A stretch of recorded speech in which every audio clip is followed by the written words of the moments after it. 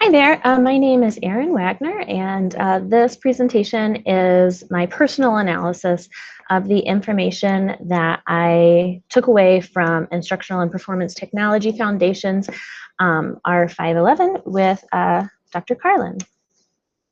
Okay, so first we're going to talk about like my background, my experience. The little arrow is pointing to me there. That's my school. That's my in-class person school. So I have taught middle school science, 6th grade, 7th grade, and 8th grade for the last 14 years. And so this is the size of our student body there. Everyone in yellow is the staff. And I have taught a lot of different things over the course of those 14 years. I started out just like straight 7th grade science. And then for a while I went to straight 8th grade science. But then in the recent years, I've taught a Project Lead the Way class, which is a company that we buy the curriculum from. And it's very like, it tells you exactly what to do day to day, which is kind of, what I'm hoping to be able to build eventually. And then I also have taught a course for low nonfiction readers. That was in the 7th grade.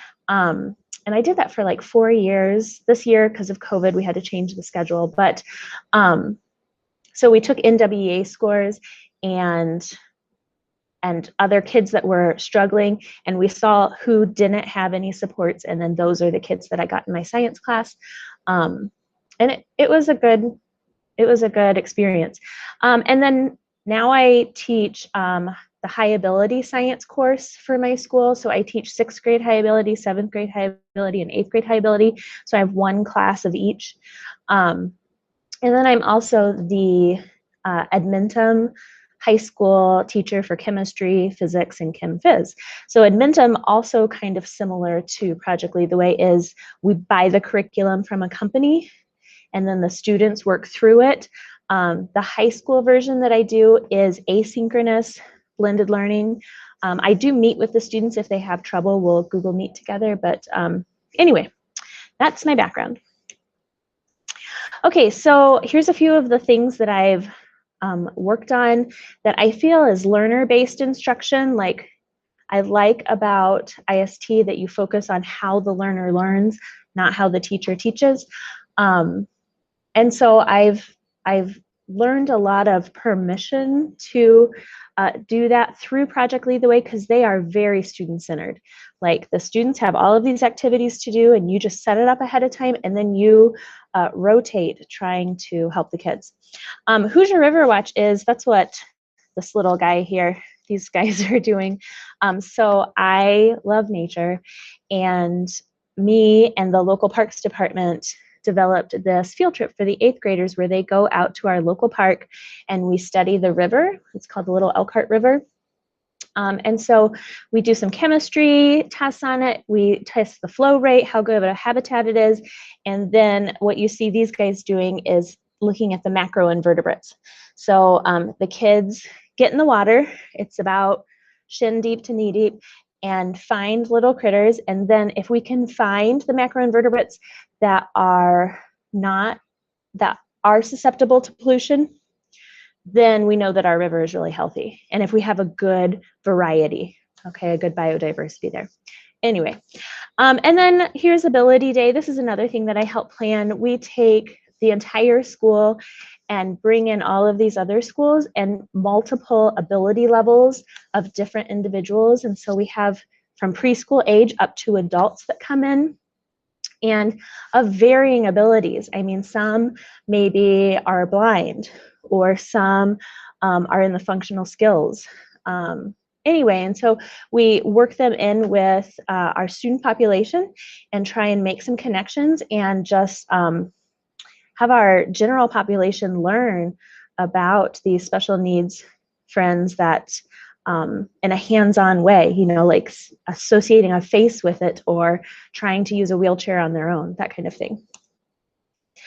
Okay, I've also, in the last few years, been trying to incorporate new media, and we've learned some about this in our readings, and how, you have to try and find media that's going to help the learner in their learning process. So I've done coding through Scratch. That's an MIT program. I've done that for the past couple of years, and I really like it. So I'll have an example of like the metric system. And so instead of just giving the kids a worksheet on the metric system, they will have to code a program that explains to someone how to convert something in the metric system. So it's just like taking it a higher level, and it works really well for my high ability kids. And then Minecraft Education, they have got some really cool stuff where the learner goes in to the program and it's very gamified. So maybe they have Albert Einstein walking them around and asking them to do certain tasks. That's a really great program that I've just in the last couple of years found and utilized. Okay, and I did come in with a vague definition of IST. I think it maybe wasn't real great. I knew that we planned instruction purposefully in this program and that we were continually evaluating instruction. Like I had in mind, these are the people who develop Project Lead the Way lessons. But it's so much broader than sort of what I thought. And then I did have a little bit of learning theory. Bloom's Taxonomy is way back from college. Making It Stick is a really great book that I loved. And it talks about how your brain works, and it talked a lot about like cognitive load. I didn't know it was called cognitive load when I read the book, but yeah. And then gradual release method, I'm a big proponent of that. That's where you start where you have the bulk of the burden of learning on you, and then it slowly releases to the student until they're comfortable with it. So we also will call that I do, we do, you do. So like if I want them to write a paper, I'm going to write a paper and show them how I did it, and then we're going to do one together, and then finally I'm going to have them do it. Yeah, and that's sort of important to me.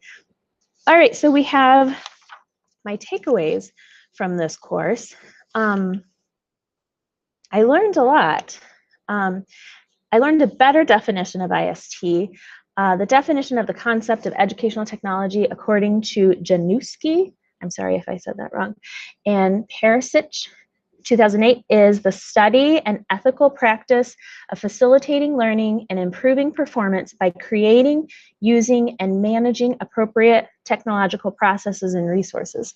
So I learned that it's involving media in various ways, and media can be as simple as a picture, or media can be, you know, a virtual reality situation. And I also learned that they talk a lot about ethical practices, which I really appreciated and did not sort of put into thought would be associated with this. I just sort of thought, you know, it would be, I don't know that it would naturally be ethical, but I learned in some of the readings that, excuse me, that, you know, like if you don't have examples of students, like if the examples don't relate to them, they're going to have a hard time connecting that to prior knowledge and retaining that information and having buy-in. And then we talked about the ADDIE model, which reminded me of how it's a cyclic process, and it pulls in lots of different ways of doing that and puts it into this sort of generic process. And that was Morrison 2007. Okay, so they also talked about invention driving design. And so COSMA pushes for an interaction between media and learning that is forged instead of observed, and gives reference to some immersive environments that are possible due to the technical media. And that I got from COSMA 1994. But learning is still possible without media. However, learners reach a greater depth of knowledge by utilizing the tools that are available to them. So you have to find the media that fits the situation to help the learner retain things. Okay, the definition of the concept of educational technology according to Januski and Pritch, this is the same thing that I read earlier, the study and ethical practice of facilitating learning and improving performance by creating, using, and managing appropriate technological processes and resources. It's important to maintain that high standard. That's another thing that we really stressed, and like looking at all of the different methods to try and utilize the best, most productive, most efficient way to get the content to the learner. Okay, I already knew that utilizing the skills of others to help in a project increases the validity and the depth of content. But this course sort of helped me cement the use of various stakeholders' views on projects, not just your peers. And so taking lots of information from lots of different people, when I read through the discussions of people who are in such different positions than me, who aren't in the K-12 world, it was interesting to me how like they viewed the same things that I was reading. They could get things out of it that I wouldn't have thought of, but I'm not in the corporate world. And then one of the things that I got from that thinking of it in a corporate world is you have all of these different stakeholders, and if you leave somebody out, then it's not going to be a good overall system. You have to sort of work towards what's most efficient for the system as a whole. And so I'm used to thinking of that in terms of a teacher. Like I've got my students, I've got parents, I've got administration, I've got peer teachers, but I hadn't really thought through it in the corporate world. All right, and then we learned some learning theories. The first one that we talked about was behaviorism, and we talked about Skinner. He is the one that sort of developed this behavioralism theory. So Skinner's description of learning as a black box was interesting. However, it did feel limited. I feel like as we learned all of the other theories, it sort of reflected on how limited behaviorism is. So I gave the example in my discussion of this little note that I give to my kids about their accelerated reader goal. And so if I don't give them that little reminder, many of them won't reach their goal. But if I like halfway into the quarter, give them a visual reminder, not just a, hey, you need to be doing this, but a visual sticky note on their desk or on their locker, it really has improved the kids getting their reading in. And that was, I felt like that was a good behavioralist example because my input was an extra visual cue on their desk, and the output, the result was higher reading scores. Okay, and then constructivism, Driscoll states, this is in quotes, constructivist theory rests on the assumption that knowledge is constructed by learners as they attempt to make sense of their experiences. That was 2013. I already sort of knew that activating the prior knowledge is going to increase the takeaway for the student, increase the knowledge or the understanding. But the theory went further to explain how the interacting with the material and new situations can build student learning. So sort of the more complicated, they have to think through the situation. I think that creates better learning. Let's see. Oh, this theory builds off the idea that learning is most successful when learning environments and goals are complex. Meyer, 2003, goes on further to contrast verbal learning to constructivism. And verbal learning is either just telling the student or just having them read it, where constructivism uses a more in-depth, immersive situation. Students don't learn efficiently with verbal instruction alone. A blend of verbal and of knowledge and verbal and applied knowledge in complex ways is the best situation. This was backed by several studies in that article. Okay, here's some cognitive learning theories. And some of these I knew but hadn't had a name for it. So situated cognitive theory speaks more to the collective growth of understanding of a group. That's the cooperative learning we were talking about a little bit ago. That's Driscoll 2013. And the cognitive theory stresses that individuals will need information placed into nice, neat chunks so that they can process successfully. That is Driscoll 2007. So with that, we also learned a bit about cognitive load, like I talked about before. And I knew when I teach, you know, like maybe vocabulary, that I can't give kids a giant list. It's not reasonable for them. You have to teach them how to chunk it into pieces that are more manageable for them. Okay, and then the Gagne's taxonomy of learning. This reminded me a lot of Bloom's taxonomy. At least that's how I would have learned it when I was in college. And over here, it talks about these different ways the learning is categorized, which I thought was good. Driscoll also discussed how the pillars of the constructivist theory are perhaps just a higher order of Gagne's principles. That was Driscoll 2013. Okay, and then we sort of switched gears a little bit and went towards the definition of HPT, which I didn't really know was a thing. So human performance technologies talks about the strategies to develop organizations for the maximum output possible. They're always talking about efficiency, okay? Making things, making kids, well, in this case, not kids, but making the learner learn the greatest and with the least amount of materials and the least amount of time, but doing it thoroughly. One example they talked about was Hungry Man, and they thought maybe people worked better when they were hungry. I think the opposite is true when I'm talking about middle school students or high school students. When they are hungry, it's a mess.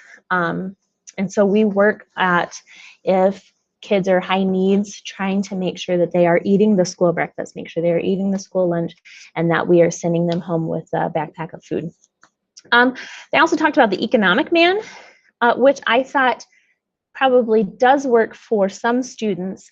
And I think it works for adults probably even better, where, you know, you get a monetary reward for doing well at something, having a job well done. Sometimes parents will, you know, give kids $20 for every A they have, or if they have all A's, they get $30 or something like that. And that does motivate some students. I hear them talk about that and worry about that. And like I said, I think it's more true in adults. Okay, and so this is sort of what I'm hoping to take away from the class. Some of my goals for, you know, moving forward and taking this knowledge and not just losing it. So I have these 3 different sections that are sort of my professional areas. And so my first one is the in-person middle school science. That is my full-time day job. And I spend a lot of times with those kids and with those families. So I will use some of the learning theories that we examine to aid in the content building and the delivery. I build all my own content. We don't get a textbook. And cognitive load, again, was a good reminder to me that you can't just give them a giant project. You have to like put it into manageable sections. And if you were asking them to memorize something, even more so. As a digital high school teacher, my largest takeaway from this is that the verbal methods alone don't create a dynamic enough learning environment. We learned about that in the constructivist theory. So a large part of the Edmentum platform is the students either reading the information or hearing it through videos, and it's not very hands-on. And there's not probably enough real-world application. And so I can build on top of the curriculum that I'm giving, and I think I need to do a better job of that, because even when they have the virtual labs, sometimes those are a little more interactive and kids can, you know, work with tools. It would be much better if they could get their hands on some things and make it real world applicable, like if we're learning about activation energies, talk about a cold pack and how you get that to start. And then finally, evaluating science curriculum. That's something I picked up here in the last year. And so I have been on the team to evaluate the Learn Zillion, and the material that the students interact with, it needs to build upon verbal material with media that aids in the understanding. That's similar to what I was saying with the digital high school students, that the more complex the information, the better their learning will be. Okay, so I think that's about it. Thank you so much to my fellow R511 classmates. And thank you for all of the insight you've given me and all of the perspective from different angles. And I hope to see you later. Okay, bye.